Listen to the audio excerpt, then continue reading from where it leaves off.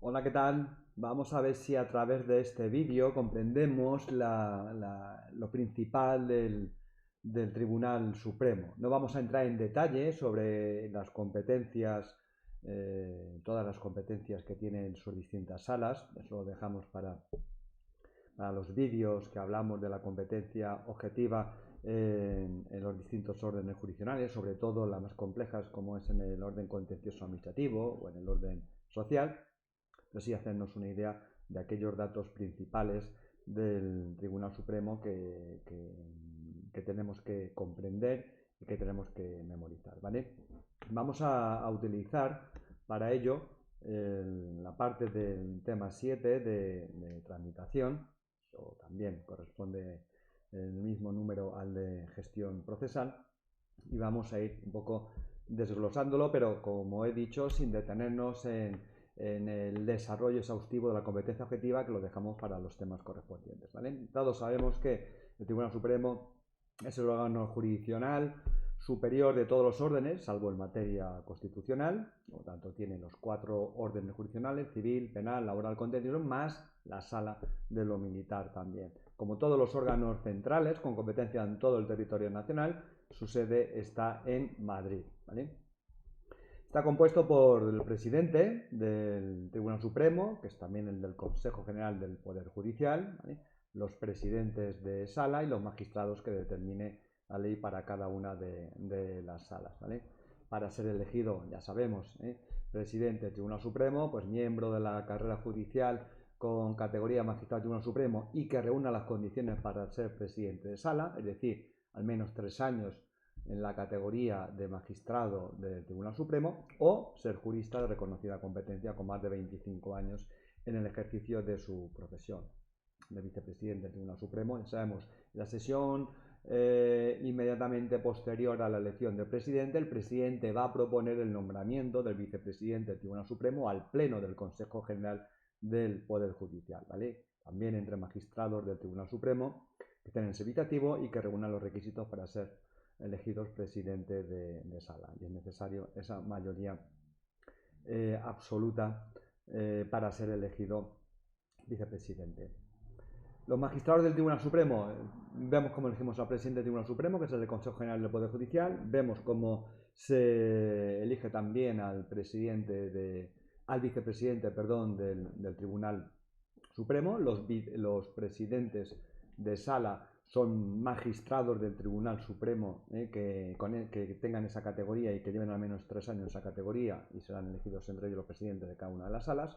Y el resto de magistrados, ¿cómo se eligen? Pues decimos, de cada 5 plazas de los magistrados del Tribunal Supremo, de cada 5 plazas, 4 se van a proveer entre miembros de la carrera judicial con 10 años al menos de servicio en la categoría de magistrado y 15 en la carrera. Aquí, para estos puestos, siempre hay que distinguir tiempo en la carrera y tiempo en la categoría de, en este caso, de magistrado, ¿vale? 15 años en la carrera, puede ser que hayas estado 7, 8 años como juez y luego hayas ascendido a magistrado. Bueno, pues luego necesitas, para poder ser elegido magistrado del Tribunal Supremo, al menos 10 años en la categoría de magistrado.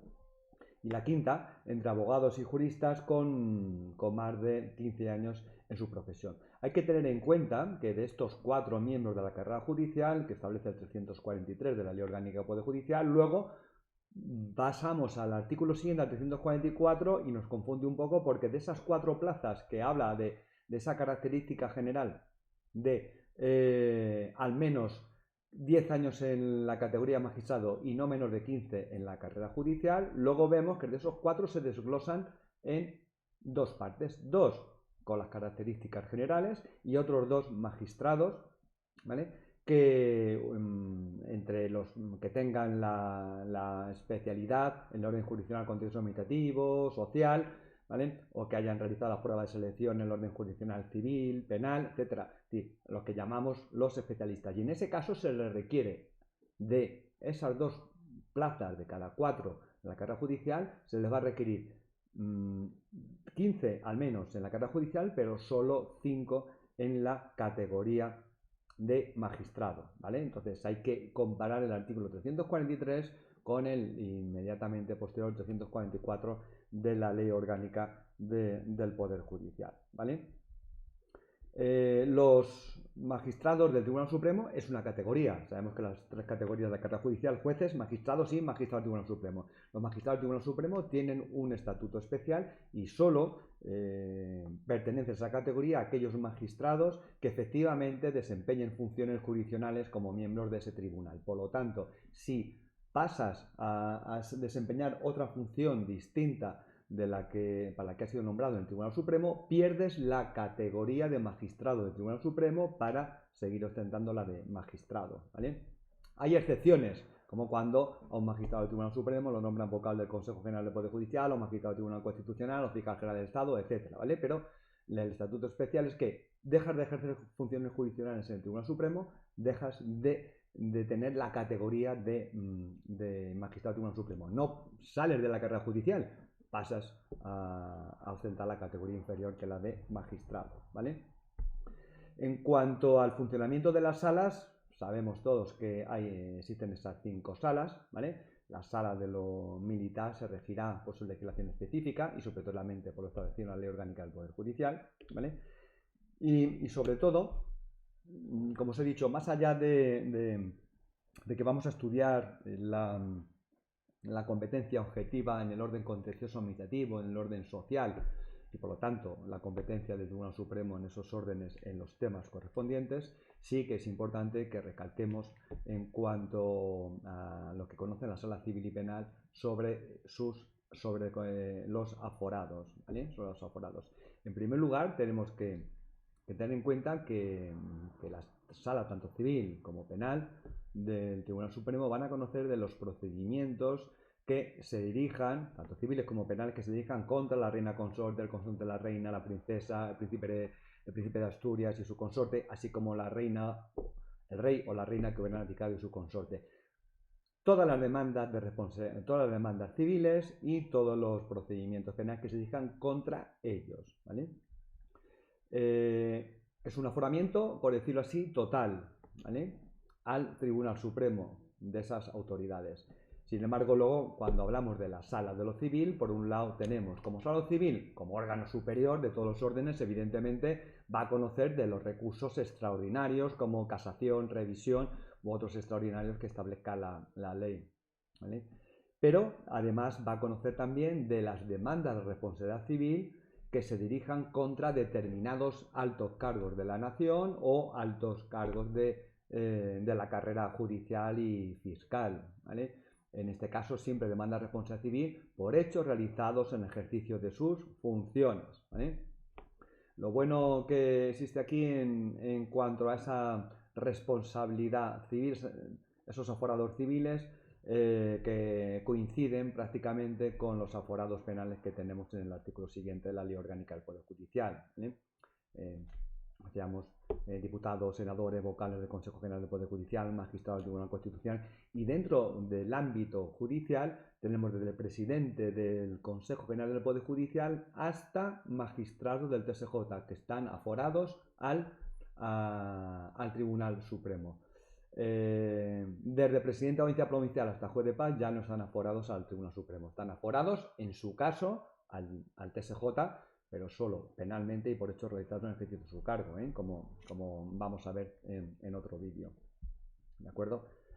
Y en cuanto a los aforados de los altos cargos de las comunidades autónomas, pues lo que digan sus estatutos de autonomía, ¿vale? En cuanto a todas estas demandas de responsabilidad civil son por hechos realizados en el ejercicio de su cargo, es decir, nada de procedimientos civiles de divorcio, desahucio, reclamaciones de cantidad, no, para esos temas civiles no están aforados estos altos cargos, ni judiciales, ni políticos, al Tribunal Supremo, solo por demandas de responsabilidad civil derivadas en el ejercicio de su cargo. Ahora bien, como sala de lo penal, tenemos los mismos aforados, pero también incluimos aquí para conocer de las demandas, de la instrucción y enjuiciamiento de las causas que se dirijan contra los fiscales europeos o fiscales europeos delegados, ¿vale?, que no tenemos aforados civilmente, pero sí que aparece aquí aforados penalmente a la última reforma del año 2021 de la Ley Orgánica del Poder Judicial, a la sala de lo penal del Tribunal Supremo, ¿vale? Entonces, Penalmente tenemos los mismos aforados más, como hemos visto, los fiscales europeos, fiscales delegados europeos. Van a conocer esta sala tanto la instrucción como el enjuiciamiento de todas las causas penales que se dirijan contra estas altas autoridades, ¿vale? Por cualquier delito, no solo por delitos cometidos en ejercicio de su cargo, como son los aforados judiciales penales al TSJ. Aquí es por cualquier delito que se les impute, va a conocer la sala de lo penal del Tribunal Supremo, ¿vale? Además, tenemos que tener en cuenta que como es la sala de lo penal, pues en esta sala de lo penal se va a nombrar un fiscal de garantías para aquellas causas que ejercite la Fiscalía Europea contra cualquiera de estos aforados, y evidentemente ese juez de garantías no va a formar parte de la sala luego de enjuiciamiento, ¿eh? Seguimos con la sala de lo contencioso administrativo. Muy resumidamente, como sabemos, el más alto tribunal de justicia español pues va a conocer el control de la administración más alta, es decir, Consejo de Ministros, comisiones delegadas del Gobierno, etcétera, ¿vale? La Sala Social del Tribunal Supremo, pues también de forma parecida, además de los recursos extraordinarios que se puedan interponer en más alto grado en esos órdenes jurisdiccionales. Además de esas salas, la Sala del Tribunal Supremo también disponen de otras salas especiales que conocen específicamente de una serie de procedimientos. La más importante, la que más suele salir como pregunta de examen, la sala del artículo 61, que es la sala de recusación. Salas de recusación existen tanto en el Tribunal Supremo como en la Audiencia Nacional como en el TSJ, ¿vale? Esta sala de recusación del Tribunal Supremo está compuesta por el presidente del Tribunal Supremo, los presidentes de sala y el magistrado más antiguo y más moderno de cada una de ellas, exactamente la misma composición que la sala de recusación de la Audiencia Nacional. ¿Y de qué va a conocer? Bueno, pues las del TSJ y las de la Audiencia Nacional solo conocen de recusaciones de magistrados. Sin embargo, aquí las del Tribunal Supremo, además de conocer de determinadas recusaciones, también de otro tipo de procedimientos. Por ejemplo, en cuanto a las recusaciones, cuando esa recusación se dirija contra el presidente del Tribunal Supremo, contra los presidentes de sala o más de dos magistrados de una sala. Y aquí hay que tener cuidado con lo que dice este artículo 61, ¿vale? Con lo que dice posteriormente el artículo 227 de la Ley Orgánica del Poder Judicial. La propia Ley Orgánica se contradice, ¿vale? Porque el 227 de la Ley Orgánica del Poder Judicial habla que cuando se recusen a dos o más magistrados, no a más de dos, sino a dos o más magistrados, quien va de una sala del Tribunal Supremo, quien va a conocer de esas recusaciones va a ser la sala del artículo 61. Y sin embargo aquí, en el artículo 61, dice que para que conozca la sala del artículo 61, esa recusación, además de que se pueda dirigir contra los presidentes o presidentes de sala, se tiene que dirigir contra más de dos magistrados. Entonces hay que tener cuidado de cómo me formulan esa pregunta, si me indican el artículo o no, porque lo mismo está, el tribunal desconoce esta discrepancia entre el artículo 61 y el 227 de la Ley Orgánica del Poder Judicial, ¿vale? Además, hemos visto que la sala penal y el salado civil conocen de esos procedimientos de responsabilidad civil o penal contra determinados aforados. Vale, pues la sala artículo 61 va a conocer de esa responsabilidad civil cuando se dirijan contra los presidentes de sala o contra todos o la mayor parte de los magistrados de una sala de dicho tribunal, tanto civil como penalmente, ¿vale? También va a conocer de los procesos de declaración de ilegalidad de los partidos políticos y demás. Y por último, para terminar este repaso al Tribunal Supremo, el Tribunal Supremo también va a resolver a través de unas salas especiales de los conflictos de jurisdicción o de los conflictos de competencia. Y en algunos casos también de las cuestiones de competencia, como vamos a ver.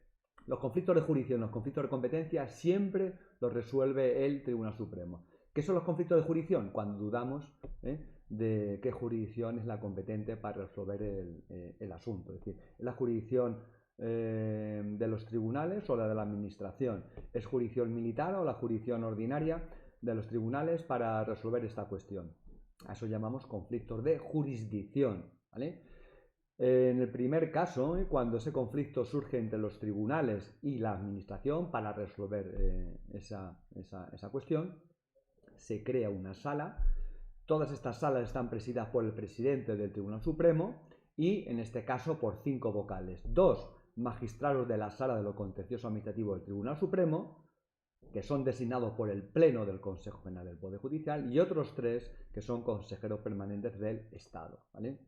Los conflictos de jurisdicción entre la jurisdicción militar y la jurisdicción ordinaria de los jueces y tribunales también se resuelve por una sala de conflictos presidida por el presidente del Tribunal Supremo, y en este caso 2 magistrados de la Sala del Tribunal Supremo del Orden Jurisdiccional en Conflicto y otros 2 de la Sala de lo Militar, también designados todos ellos por el Pleno del Consejo General del Poder Judicial. Esta designación son designaciones anuales, ¿vale? Y por último tenemos también los conflictos de competencia. Aquí ya no hay un conflicto de jurisdicción, ya sabemos que la jurisdicción competente es la ordinaria, la de los tribunales, sí, pero ¿cuál? ¿Qué orden? ¿El civil, el laboral, el contencioso, el penal? Existe esa disputa entre los distintos órdenes jurisdiccionales dentro de la jurisdicción ordinaria.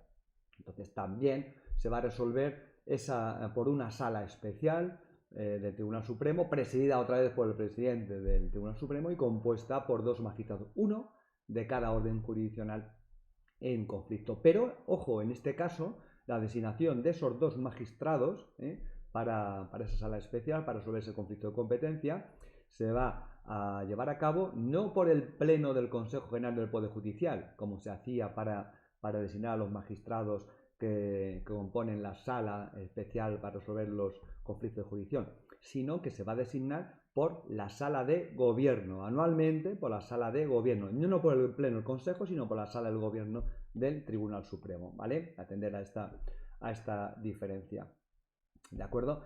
Y por último, evidentemente, contra resoluciones de estos conflictos de jurisdicción o competencia no hay ningún recurso posible.